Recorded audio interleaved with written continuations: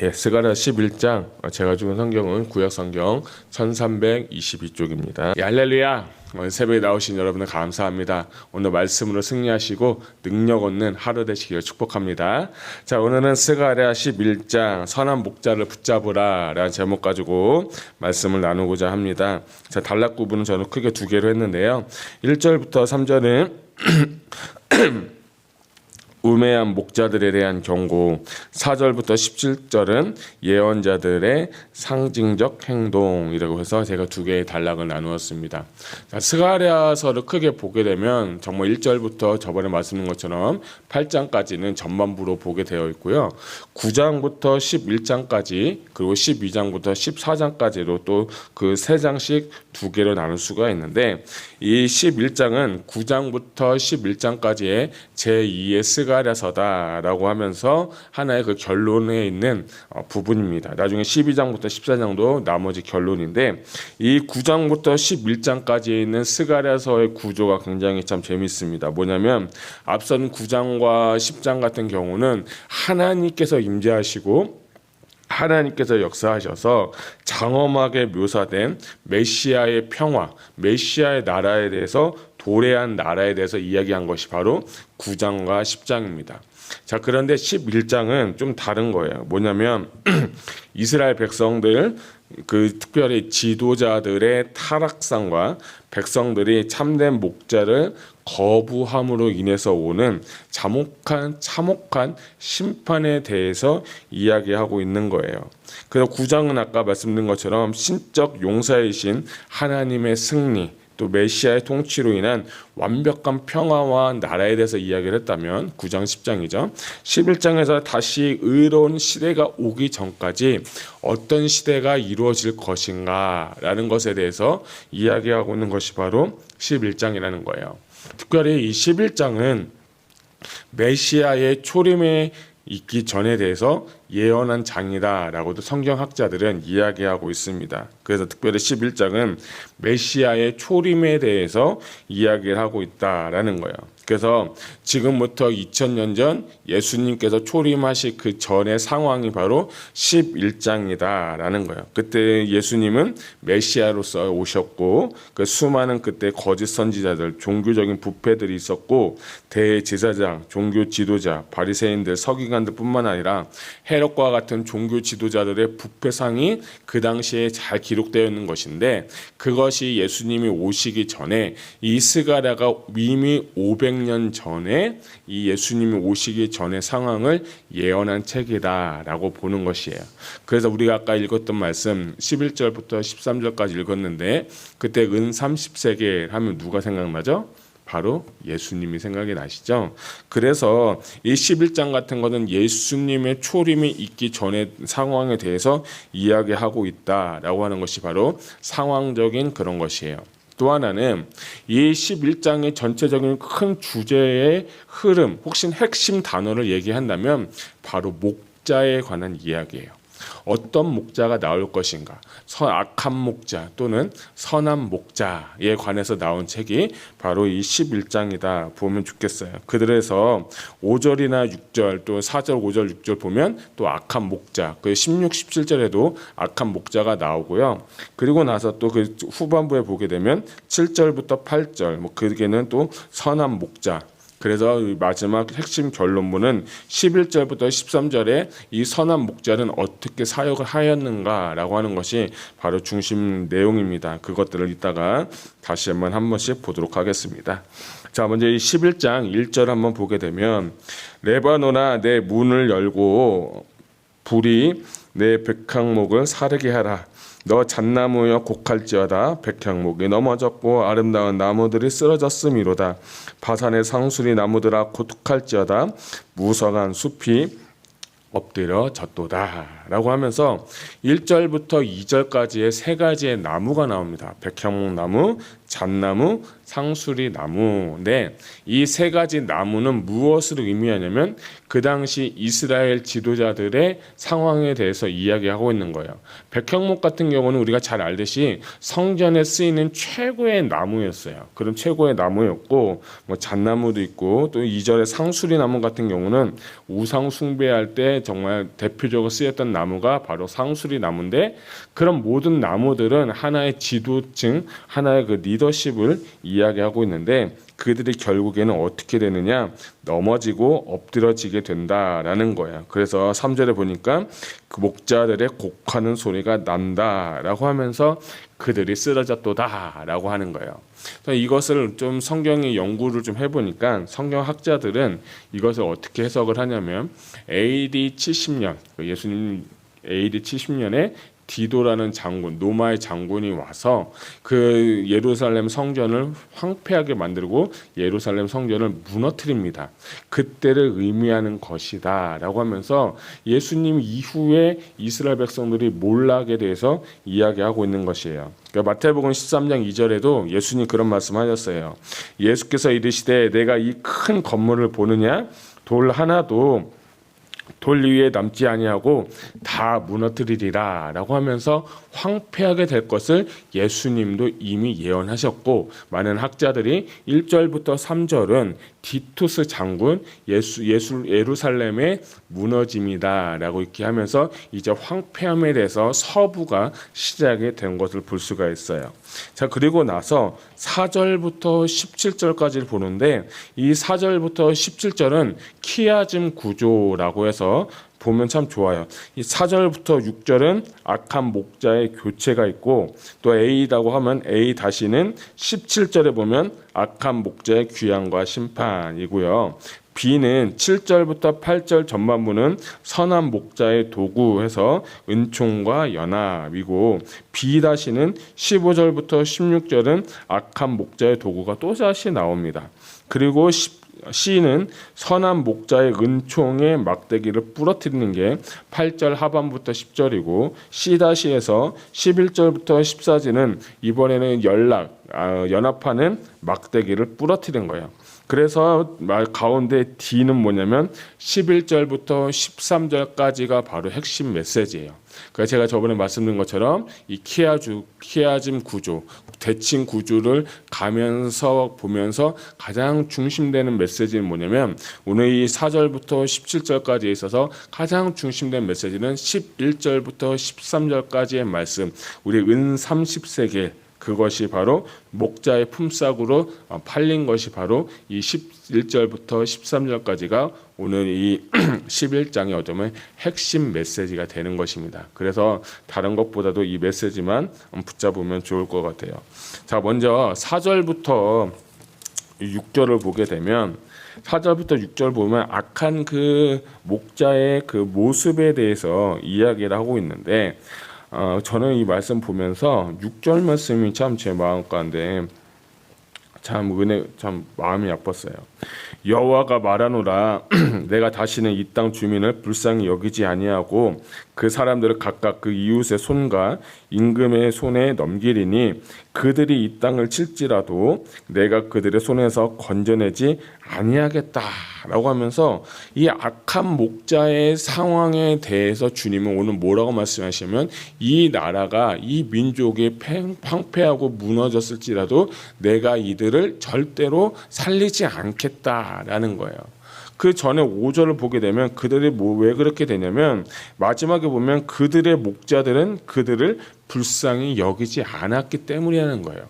하나님께서 목자들에게 지도층에게 리더십들에게 말씀을 주시고 그 주신 백성들을 잘 섬기고 잘 인도하고 양육해서 주의 길로 하나님의 길로 인도하라고 했는데 그들을 불쌍히 여기지 않았기 때문에 너희가 너희 나라에게 심판하겠다라고 주님은 말씀하시는 거예요. 예수님의 시대에도 마찬가지예요. 초림 이전에 아까도 말씀드린 것처럼 종교적으로, 사회적으로, 정치적으로 엄청난 부패가 있었는데 그것을 개혁하시고 그것을 바로잡기 위해서 하나님 아들 예수 그리스도가 오셨는데 그 시대와 지금의 이 스가랴가 예언한 시대가 굉장히 비슷하다라는 것이 바로 오늘 11장의 이 전반적인 배경을 말하는 거예요. 그리고 나서 주님께서 7절에 보게 되니까 두 개의 막대기를 하나님께서 허락하시는데 7절에 보니까 내가 막대기 둘을 취하여 하나는 은총이라고 하고 하나는 연합이라 하고 양떼를 먹이겠다라고 하는데 이 막대기는 뭡니까? 인도하심 아니겠어요? 목자가 가장 필요한 건 이 목자가 막대기를 가지고 양떼를 이렇게 치는데 양떼에 두 막대기가 있는데 그게 뭐냐면 하나는 은총, 하나는 연합이라는 거예요. 은총의 원래 의미는 뭐냐면 자태가 아름답거나 유쾌한 상태를 의미하는 거예요. 즉 즐겁고 평안하고 이스라엘 백성들이 하나님과의 관계에 있어서의 최고의 상태가 뭐냐, 바로 오늘 나오는 은총이라는 거예요. 하나님과 연합되고 하나님과 함께하고 목자 대신 주님을 따를 때 주시는 은혜가 뭐냐면 바로 즐거움, 기쁨을 말할 때 쓰는 단어가 바로 은총이고, 또 하나는 연합이다라고 해서 연합은 먼저 하나님과 사람과의 관계, 형제와 형제 간의 관계, 나라와 나라가의 연합, 이것들을 말하는 것이 바로 은총과 연합인데 하나님께서 원하시는 건 바로 이런 상태, 이런 삶을 살기를 원하셨다는 거예요. 그런데 부정과 부패, 불의가 있는 그 상태 가운데 이제는 11절부터 13절까지 보게 되면 10절에 가서는 하나님께서 그 언약을 깨트려 버리시고 11절부터 13절까지 보게 되면 은 30세겔이 중심 단어가 나오는 거예요. 제가 성경을 연구해 보니까 이 은 30세겔이 전 예수님께서 팔릴 때 쓰였던 단어라고 좀 생각을 했어요. 그렇게 배웠고.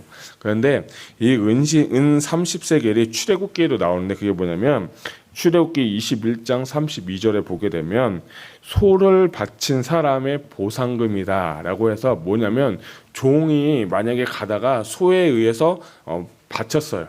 그럼 내 소가 다른 사람의 종을 쳤을 때 그럼 종을 어떻게 되면 그 종에 대한 배상을 하는 게 바로 출애굽기 21장이에요. 그러니까 종이 죽었거나 종이 다쳤으면 내 소가 쳤으니까 은 30세겔을 주면서 그 종에 대한 몸값, 그 종에 대한 품삯이 바로 은 30세겔이었어요.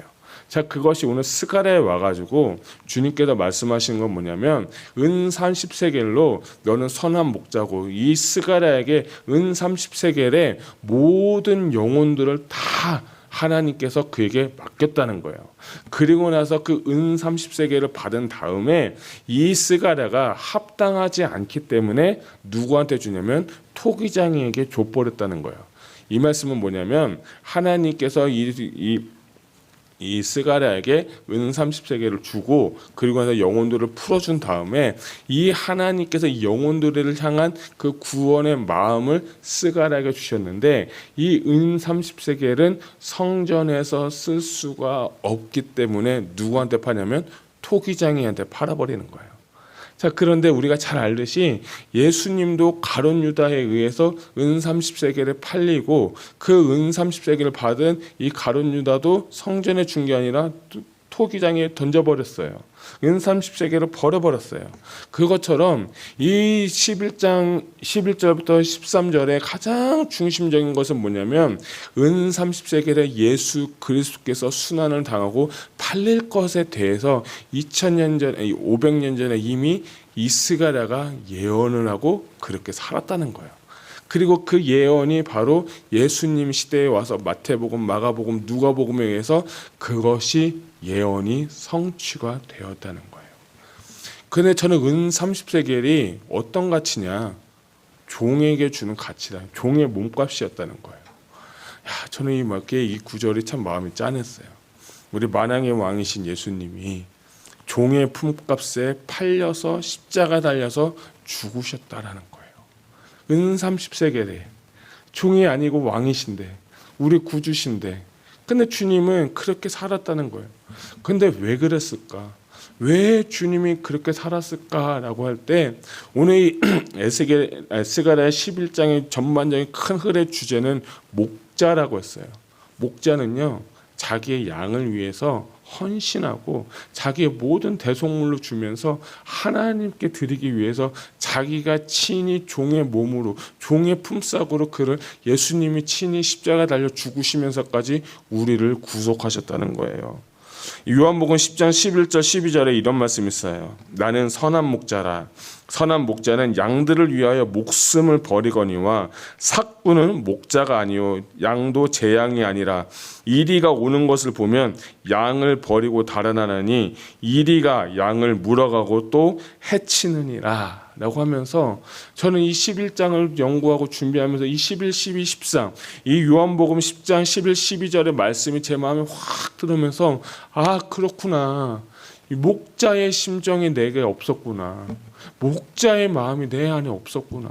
목자는 그 양을 위해서 자기가 희생하고 자기가 헌신하고 자기가 목숨을 주고 자기의 대속물을 다 주시면서까지 다 하셨는데, 우리는 자기 욕심, 내 만족, 내 유의, 나의 자랑을 위해서 내가 살아갔던 것이 저의 모습인 것을 발견하게 되면서 참 가슴이 아팠어요.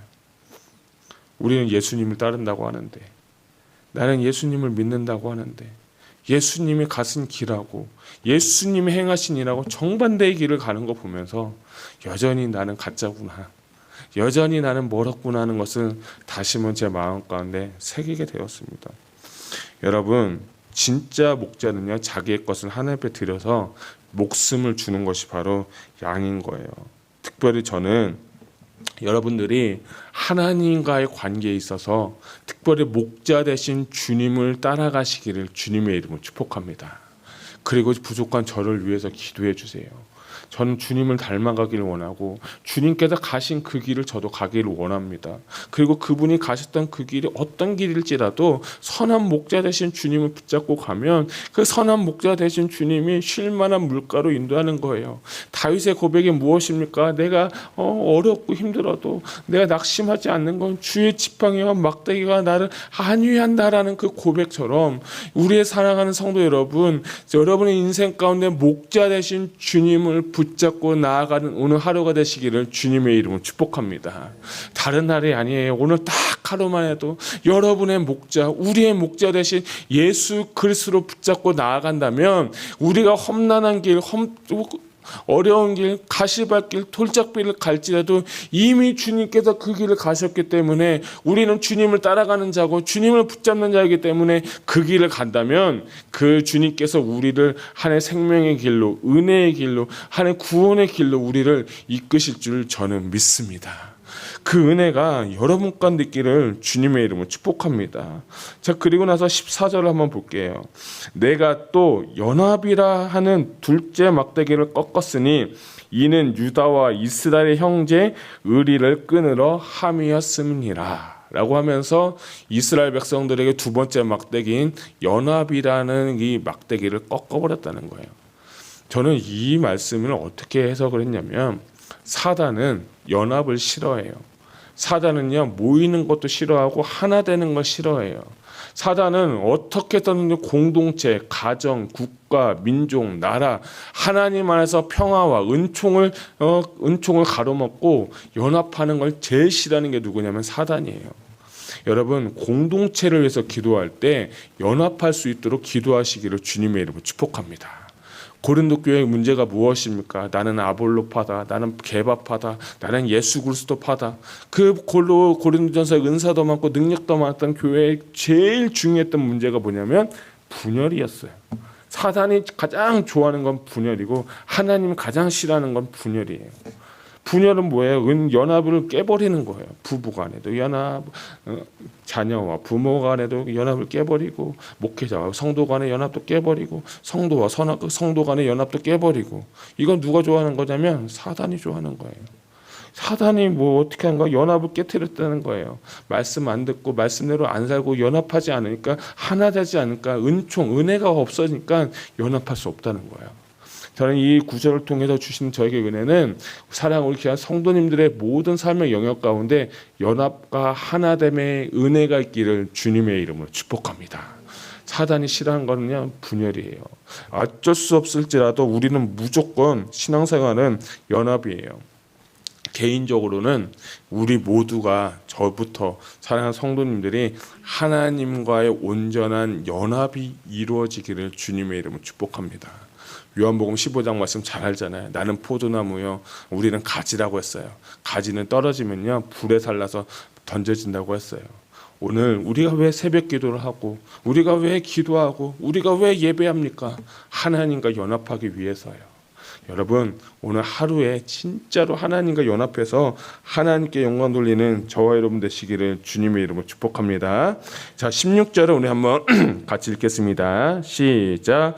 보라, 내가 한 목자를 이 땅에 일으키리니 그가 없어진 자를 마음에 두지 아니하며 흩어진 자를 찾지 아니하며 상한 자를 고치지 아니하며 강건한 자를 먹이지 아니하고 오히려 살진 자의 고기를 먹으며 그 굽을 찢으리라. 아멘. 자, 15절부터 17절까지는 뭐냐면 다시 한번 악한 목자에 대해서 나오는데 16절을 보니까 어떻게 된 거예요? 아주 하나님께서 기뻐하시지 않는 일들을 하고 있다는 거예요. 그 결과 17절에 보니까 화 있을진 저 양떼를 버린 못된 목자요. 악한 목자가 아니라 이제 못되다라고 평가하네요. 칼이 그의 팔과 오른쪽 눈에 내리리니 그의 팔이 아주 마르고 그의 오른쪽 눈이 아주 멀어버릴 것이라 하면서 악한 목자에 대한 경고와 심판으로 이 11장은 끝나게 됩니다. 제가 오늘 이 말씀을 통해서 우리에게 주시는 은혜는 뭐냐면 어떤 목자가 될 것이며 어떤 목자를 붙잡는가가 오늘 주시는 핵심 메시지예요. 우리 선한 목자 되신 주님을 붙잡으시기를 축복합니다. 우리 교회에 있는 리더십을 위해서 기도해 주시고 우리 목자 대신 주님 붙잡고 목자 대신 주님 닮아가면서 하나님과 주시는 은혜와 은총 그리고 연합을 통하여서 하나됨으로 오늘도 승리하는 저와 여러분 되시기를 주님의 이름으로 축복합니다. 기도하겠습니다.